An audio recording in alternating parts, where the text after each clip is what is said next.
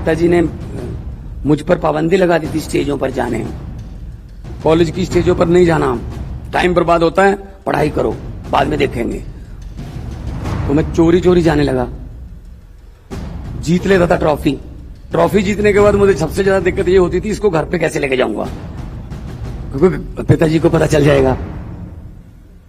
और पंजाबी बच्चों की, खासतौर पे टीचर के बच्चों की पिटाई तो आम सी बात है, मतलब वो तो हमने अपनी किस्मत में मान रखा है कि होगी होगी। बच्चे में बहुत पोटेंशियल था, मैंने बहुत इनकरेज किया। मैंने कहा कब किया सर, मैंने कहा कब किया इनकरेज, पिटाई की है। तो आपके 90% पेरेंट्स ये काम लाइक नहीं करते होंगे, क्या यार ये क्या बनाएगा तू, कोई और काम कर यार, ये क्या चलेगा, कब चलेगा, ये फ्यूचर में पता नहीं क्या होगा ये वो। वो जल्दी सक्सेसफुल देखना चाहते हैं बच्चों को। हम लोग बहुत छोटे छोटे स्कूलों से पढ़ के आए हैं, छोटे छोटे कॉलेजों से, छोटे शहरों के छोटे कॉलेज। मुझे पता है इस बात का कि हम प्रोस्पेक्ट, कॉलेज में एडमिशन लेने के लिए प्रोस्पेक्ट ले लेते हैं, फॉर्म भी खरीद लेते हैं, उस फॉर्म को भर भी लेते हैं, son of, mother name, address, सब कुछ भर देते हैं। जब आप सब्जेक्ट की तरफ आते हैं कि आप कौन सा विषय में पढ़ाई करना चाहेंगे, तब तक हमको ये पता नहीं होता हमने कौन सा विषय में लिखना है। कोई इधर खड़ा जाए, इधर खड़ा कोई दोस्त कहता है इकोनॉमिक्स मत लेना यार, ये बहुत मुश्किल है, इसकी जगह पे फिजिकल एजुकेशन ले ले। अबे क्या पता मेरी इकोनॉमिक्स ठीक हो, उसको वो फिजिकल एजुकेशन में ठीक हो, क्या पता मेरा मैथ अच्छा हो, वो हिस्ट्री में इंटरेस्ट रखता हो। तो ऐसे माउथ वर्ड से चलता था, पता ही नहीं चलता था कि क्या पढ़े। ऊपर से हमारे पेरेंट्स जो खुद नहीं बन पाते वो कहते बच्चा बने, खुद डॉक्टर नहीं बन पाए बच्चे को मेडिकल में एडमिशन दवाएंगे। वो भी ये देखते हैं बस यही बनना है, पायलट बनो, इंजीनियर बनो। मैंने कहा यार सभी डॉक्टर बन गए तो मरीज कौन बनेगा, फिर पायलट बन गए तो पैसेंजर कौन बनेगा। बच्चे का भी तो देखो ना कि उसका माइंड किधर जा रहा है। मेरे खुद का, मेरी आपने स्टोरी सुनी होगी, मेरे पिताजी ने मुझ पर पाबंदी लगा दी थी स्टेजों पर जाने, कॉलेज की स्टेजों पर नहीं जाना, टाइम बर्बाद होता है, पढ़ाई करो बाद में देखेंगे। तो मैं चोरी चोरी जाने लगा, जीत लेता था ट्रॉफी। ट्रॉफी जीतने के बाद मुझे सबसे ज्यादा दिक्कत ये होती थी, इसको घर पे कैसे लेके जाऊंगा, क्योंकि पिताजी को पता चल जाएगा। और पंजाबी बच्चों की, खासतौर पे टीचर के बच्चों की पिटाई तो आम सी बात है, मतलब वो तो हमने अपनी किस्मत में मान रखा है कि होगी होगी।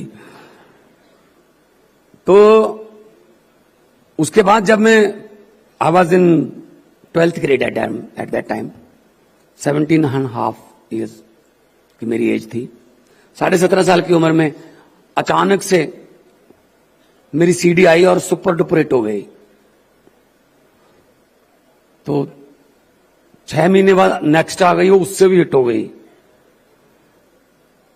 तो फिर वही मेरे पिताजी स्वर्गीय महेंद्र सिंह जी वही अखबार को इंटरव्यू देने लगे। बच्चे में बहुत पोटेंशियल था, मैंने बहुत इनकरेज किया। मैंने कहा कब किया सर, मैंने कहा कब किया इनकरेज, पिटाई की है, सच बोल दो इसमें क्या है। तो उनको भी फिर ये लगने लगा ना कि मैं, मतलब यहां तक हो गया था, फेम का जो नशा है माता पिता को कैसे चढ़ जाता है, कि मेरे पिताजी ने फोन किया मेरी छोटी बहन को, सगी बहन है मेरी छोटी, मनप्रीत, कि मनप्रीत मैं बोल रहा हूं फादर ऑफ भगवंत मान। उसने कहा जी मेरे नहीं हो तो उनको आदत पड़ गई थी ये बोलने की कि मैं फादर ऑफ भगवंत मान।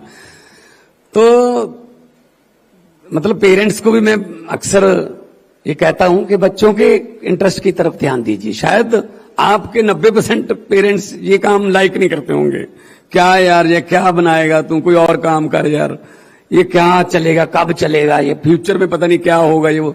वो जल्दी सक्सेसफुल देखना चाहते हैं बच्चों को। खैर इच्छा होनी भी चाहिए, लेकिन अगर बच्चे के इंटरेस्ट के मुताबिक काम हो रहा है तो वही बच्चा आपको प्राउड फील करवा सकता है। और कभी भी मेरे सामने बैठे हैं बहुत यंग लड़के लड़के, अपने पुराने फेलियर को दिल पे नहीं लगना, पुराने फेलियर को दिमाग में भी नहीं रखना है, दिल पे भी नहीं रखना है। नई बात करो कि आज मैं क्या हूं, पुराना क्या हो गया भूल जाओ। मैं अपना एग्जांपल देता हूं। अपने एग्जांपल से पहले मैं एक और एग्जांपल देता हूं। एक हाथी था, एक महावत था, उसके पास हाथी था, बहुत ताकतवर हाथी था, बहुत ही कमजोर रस्सी से बांधा हुआ था उसको, मतलब इजीली हाथ से भी टूट सकती थी वो रस्सी, लेकिन उसने हाथी के पांव में वो रस्सी डाल के उसको बांधा हुआ था। कोई बंदा आया उसका दोस्त, उसने कहा यार ये तू बहुत बड़ा रिस्क ले रहा है। कहता क्यों? कहता ये आधे सेकंड का काम है इस हाथी का इस रस्सी को तोड़ना, थोड़ा सा ऐसे किया इसने ये रस्सी टूट जाएगी, इसको चेन लगा दे, लोहे की चेन से बांध दे इसको। महावत ने कहा नहीं नहीं खतरे वाली कोई बात नहीं है। जब ये छोटा था ये हाथी, तब भी मैं इसको इसी रस्सी से बांधता था, तब इसने 2-3 बार ट्राई की इस रस्सी को तोड़ने की, लेकिन उस समय इसमें इतनी शक्ति नहीं थी कि वो इस रस्सी को तोड़ सकता। उसके बाद इसने ये बात अपने मन में बिठा ली कि ये रस्सी मेरे से टूटेगी नहीं। आज ये ट्राई ही नहीं कर रहा इस रस्सी को तोड़ने की, पुराने फेलियर को लेके बैठा है। तो इसीलिए मैं कहता हूं अगर आप कोई पुराना टेस्ट फेल हो गए या कोई स्टार्टअप किया बिल्कुल अच्छा नहीं रहा, तो पुराने फेलियर को लेके मत बैठो कि मेरी किस्मत ही ऐसी है, पता नहीं क्यों भगवान मेरे साथ ही ऐसा करता है। हो सकता है उसी भगवान ने वक्त के साथ आपको उस टेस्ट को दोबारा पास करने की काबिलियत दे दी हो।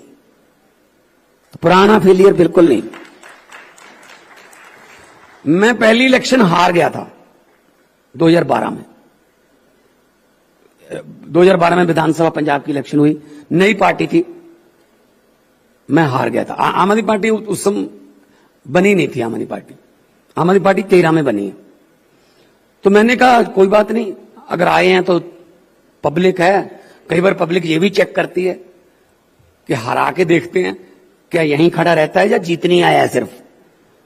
तो मैं खड़ा रहा, लोगों के बीच जाता रहा। उसी इलाके से आज जो बोल रहे थे 2,12,000 से मतों के पंजाब में रिकॉर्ड मार्जिन से लोगों ने जिता के मुझे नेशनल असेंबली में भेजा, पार्लियामेंट में भेजा। तो परमात्मा जो करता है सही करता है। पहले मुझे ये था कि यार मैं तो हार गया, यार लोग इसका मतलब चेंज नहीं चाहते, कुछ मैं चेंज चाहता हूं सिस्टम में चेंज करनी। तब बाद में जब मैं पार्लियामेंट में गया, वहां जाके बहुत फेमस हो गई मेरी स्पीचेस, तब मुझे लगा कि भगवान जो करता है अच्छा ही करता है। अगर जीत जाते 12 में तो शायद पंजाब में रह जाते, नेशनल असेंबली में नेशनल लेवल पे बोलने का मौका नहीं मिलना था। फिर 14 में जीते, फिर 19 में जीते। सो भगवान जो करता है अच्छा करता है, अपना काम करते रहो बस, विजन क्लियर होना चाहिए। शिव खेड़ा जी मिले, मैं उनकी किताबें पढ़ता हूं, यू कैन विन। मैं बहुत सी मोटिवेशनल किताबें पढ़ता हूं, स्पीचेस सुनता हूं, और मुझे अच्छा लगता है कि अब मैं इस पोजीशन पे हूं कि मैं आपको ये बता सकता हूं कि फेलियर और सक्सेस में क्या फर्क है। वो देखो ना, वो कहते हैं जी जिस बंदे ने कोई गलती नहीं की, इसका मतलब फिर उसने काम भी नहीं किया।